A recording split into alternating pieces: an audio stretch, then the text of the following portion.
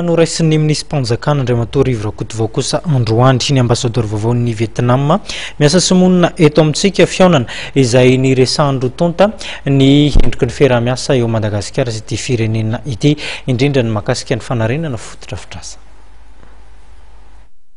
Vonina iara-iasa amin'ny Madagasikara i Vietnam amin'ny alalan'ny fizarana traikefa amin'ny sehatra fampandrosoana. Anisan'ny tafiditra ao anatin'ny sehatra iara-miasa ny lafin'ny fanajariana ara-pambolena sy ny fanondrenana fotodrafitrasa, ao anatin'izany ny fanondrenana trano fonenana mora vidy. Io no anisan'ny nivoatra taorian'ny fiaonana teo amin'ny mpanjakana Rivo Rakotovao sy ny ambasador vaovao ny Vietnam, Nguyen Van Truong. Azontsika alaina tsy tena alaina tahaka fa alaina ohatra ny Vietnam satria na amin'ny lafiny ara-bary fotsiny ary izay mbola manahirana antsika amin'izao fotoana izao dia fotoana maromaro zay dia anisan'ny firenena nanafatra vary izao fotoana izao dia Vietnam io ny firenena faharoa amin'ny fanondranana vary raha izao tontolo izao.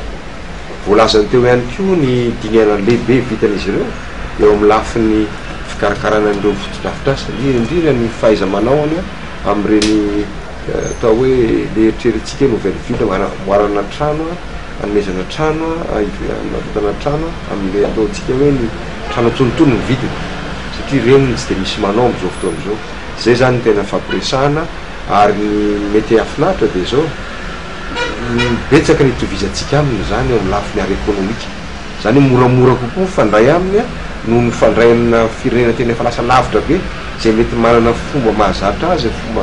fitantanana-drarahany zay efa tsy dia fanahtsahana loatra amin'ny atsika dia elaela kokoa ny fankazahoan'ny resaka fa amina firenena toy izao dia akaingana koa satria mitovitovy ihany ny fomba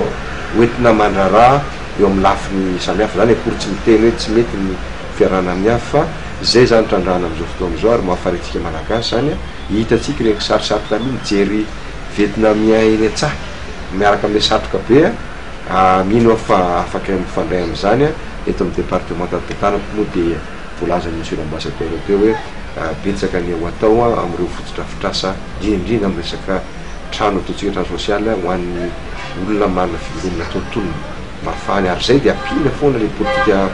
eto amin'ny ministère tantanako amin'ny fitinjarana ara-drariny tany mba ahafahan'ny rehetra mametraka ny trano ambony satria rehefa voazara ara-drary ny tany io mazava tsara dia afaka manao le politika ny logement sociaux.